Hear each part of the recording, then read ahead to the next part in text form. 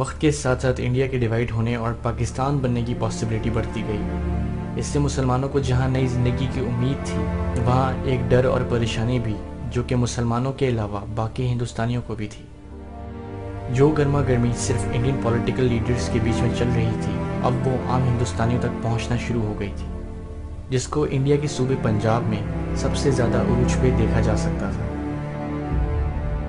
پنجاب میں زیادہ تر مسلمان رہتے تھے، مگر ہندو اور سکھ بھی پنجاب کو اپنا مانتے تھے۔ پنجاب کے کیپٹل شہر لاہور میں حالات بگڑنا شروع ہو گئے تھے۔ اسٹوڈنٹ سوم آنند صورتحال کو مزید بگڑتے ہوئے دیکھ رہے تھے۔ A class fellow of mine raised the Congress flag on the school building. The Muslims were very furious. Why? They also raised their Muslim League flag on the school building. So the tension increased. The distrust was already there under the surface.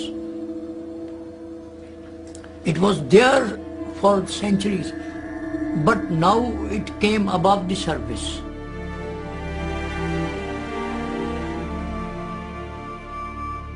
حالات زیادہ سے زیادہ قابو میں رکھنے کے لیے ان جگہوں پہ آرمی ریجیمنٹس کو بھیجا گیا جہاں خون خرابہ ہونے کے سب سے زیادہ امکانات تھے۔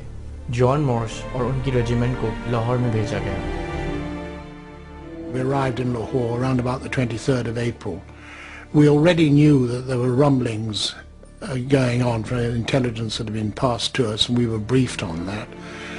And our first job was to get to know the city and how to get around it.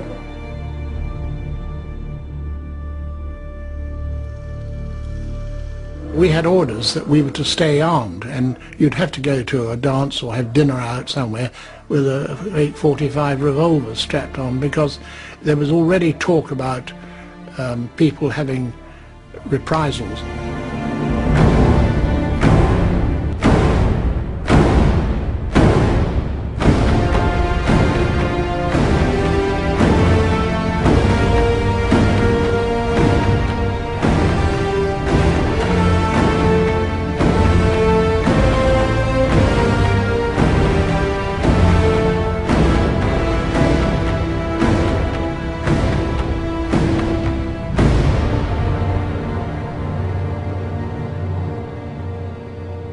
Punjab کے انٹیریئر علاقوں میں آرمی نہ ہونے کے برابر تھی۔ وہاں رہنے والے سکھوں نے مسلح جماعتیں بنانا شروع کر دیں تاکہ پنجاب میں مسلمانوں کو ختم کر کے پنجاب پہ اپنا قبضہ جما سکیں۔ ان جماعتوں میں جتھیدر سنگھ بھی شامل تھے۔ فوجی ساڈے اپنا فوجی ساڈا پرائی لگتا ہے لوگ نو، اور بڑا کو دادا لوگ نہ بہت فوجی آ گئے چلاوی آپ ہی چلاؤ بڑی جانتا، پھر انہیں چنگی طرح سن دستا ادھر ادھر کرو ادھر ادھر کرو، سانو ادھر پا کے دکھایا ہوا ہے نیوا کو چلاوی روگ ہو گئے چلاوی ٹکڑا لگنا ادھر کندا کا پڑا لے لینا، پھر یہ سکھا دے کندا کا لے لینا۔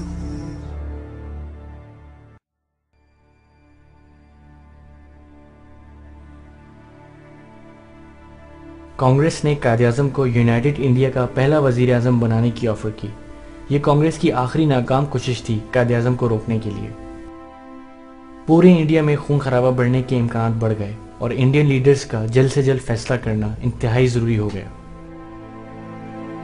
بالآخر جواہر لال نہرو کو اپنے ایک یونائٹڈ انڈیا کے خواب کو بھولنا پڑا اور مسلمانوں کی محنت اور جدوجہد کے سامنے ہار مان کر انہوں نے پارٹیشن ایکسیپٹ کر لیا۔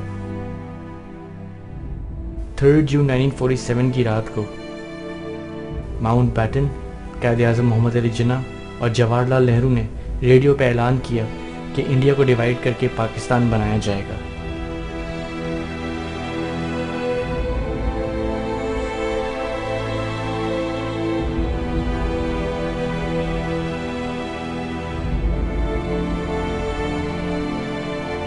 I couldn't believe it.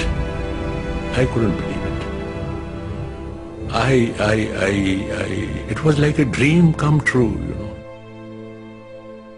Partition کے ڈیل کے مطابق وہ علاقے پاکستان کو دیے جائیں گے جہاں مسلمانوں کی آبادی زیادہ سے زیادہ ہے۔ مگر یہاں جواہر لال نہرو کی ماؤنٹ بیٹن اور لیڈی ماؤنٹ بیٹن کے ساتھ دوستی اپنا رنگ دکھانے لگی۔ اس کے باوجود کہ بنگال اور پنجاب میں میجورٹی مسلمانوں کی تھی، ماؤنٹ بیٹن اور جواہر لال نہرو نے دونوں صوبوں کو بیچ سے الگ کرنے کا فیصلہ کیا اور دونوں کو انڈیا اور پاکستان میں آدھا آدھا بانٹ دیا گیا۔ کشمیر میں پوری طرح مسلمانوں کی میجورٹی ہونے کے باوجود کشمیر کا فیصلہ ہندو راجا اور مہاراجاؤں کے ہاتھ میں دے دیا گیا، جہاں قائد اعظم اور باقی مسلمانوں کو اس بات پہ کوئی شک نہیں تھا کہ کشمیر پاکستان کا حصہ ہوگا۔ اس کے فوراً بعد ماؤنٹ بیٹن نے ایک اور قہر برسا دینے والا اعلان کیا کہ انگریز اب جون 1948 کی جگہ اگست 1947 میں اپنی فوج سمیت انڈیا اور پاکستان کو چھوڑ دیں گے۔ جب ماؤنٹ بیٹن سے اس جلد بازی کی وجہ پوچھی گئی تو انہوں نے اس کے جواب میں یہ ظاہر کیا کہ وہ نہیں چاہتے کہ امن و امان اور قانونی نظام کی ذمہ داری انگریزوں کی ہو، مگر اصل میں حقیقت کچھ اور تھی۔ ماؤنٹ بیٹن اور جواہر لال نہرو نے مل کر یہ سارے عجیب فیصلے کیے تاکہ وہ پاکستان کو ناکامی کی طرف ڈھکیل سکیں۔ انہوں نے سوچا کہ اتنے کم وقت میں پاکستان کے پاس نہ فوج ہوگی اور نہ کوئی دوسرے وسائل جو ایک ملک کو چلانے کے لیے ضروری ہوتے ہیں۔ پھر ہونے والی قتل و غارت سے آدھے سے زیادہ مسلمان ڈر کر پاکستان نہیں جائیں گے اور کانگریس کو پاکستان توڑ کر واپس انڈیا میں جوڑنے کا بہانہ مل جائے گا۔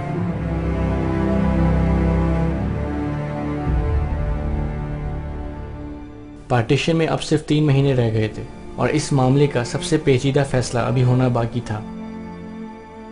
ابھی تک کسی کو یہ نہیں معلوم تھا کہ آخر کہاں انڈیا اور پاکستان کا بارڈر بنایا جائے گا۔ باؤنڈری لائن بنانا اس وقت بہت ضروری تھا۔ اس کام کو انجام دینے کے لیے برٹش بیرسٹر سرل ریڈ کلف کو اپوائنٹ کیا گیا۔ جولائی 8 1947 ریڈ کلف انڈیا پہنچے اور بارڈر لائن بنانے کا کام شروع کر دیا۔ ریڈ کلف کو پنجاب اور بنگال کی ایک ایک ڈسٹرکٹ کی ہندو، مسلمان اور سکھ آبادی کا خیال رکھتے ہوئے لائن بنانا تھی۔ لاہور کی سڑکوں پر پریشانی کا عالم لوگوں کے چہروں پر عام تھا، کیونکہ کسی کو نہیں معلوم تھا کہ لاہور انڈیا کا حصہ بنے گا یا پاکستان کا۔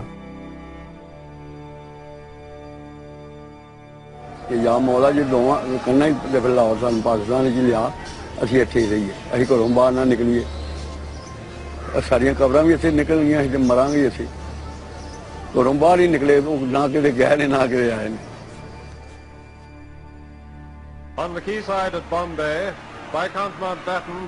انگریزوں نے اپنی زیادہ سے زیادہ فوج کو باہر نکالنے کا بہترین موقع اس وقت کو قرار دیا جب عام لوگوں کی پریشانی عروج پہ تھی اور حالات مزید بگڑنا شروع ہو رہے تھے۔ پارٹیشن میں 1 مہینہ باقی رہ گیا تھا اور اب پریشانی اور گھبراہٹ نے خون خرابے کی شکل اختیار کر لی تھی۔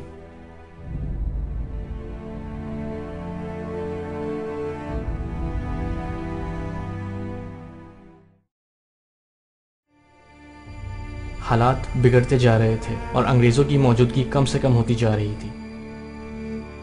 ریڈ کلف میجورٹیز کے لحاظ سے پنجاب کے بیچ سے بارڈر لائن بنانے میں مصروف تھے۔ وہاں پنجاب میں سکھ اور ہندوؤں نے زیادہ سے زیادہ علاقوں میں مسلمانوں کو صفایا کرنا شروع کر دیا۔ پتا لگتا ہے وہ کیلے 4 بجے سب نے دیا فرانس سب 4 بجے لگارے مار کے ترکی دیا آنٹی کڑا گیا میں روٹی کا روٹی کا کھا چھال مار کے آ جا چھال مار کے آ جا روکو کھلا جائے مار جاؤ گا پھر اے لوگ کر بڑھیا میرے بات پہ بیٹھ لو مانو ایسا ہی لیکن دماغ نا آپ بجا میں بڑی گئی جی بڑی پبلی پلتی پر اور لا کے رکھ دی چکا کیتا آ گئے وہ جیون ہے ساڈے نے مارے آ بڑے پہنچ دیا پورے لگارے مارتے جو بڑھ دینے ہیں لگارے مارتے تگڑا جا لگارے مارتے مینو گلا نا میں کامیاب بہت کامیاب ہوں زیادہ منیا کرنے میں اور ادھر میرے کوئی بندہ کلا لوگ سنتے گلا کری جانا بڑھیا جی گلا کری جانا کن میں گل نہیں سکتا میں جہاں ਉਹਦਾ ਕੰਮ ਨਹੀਂ ਕਰਦੇ ਨੇ।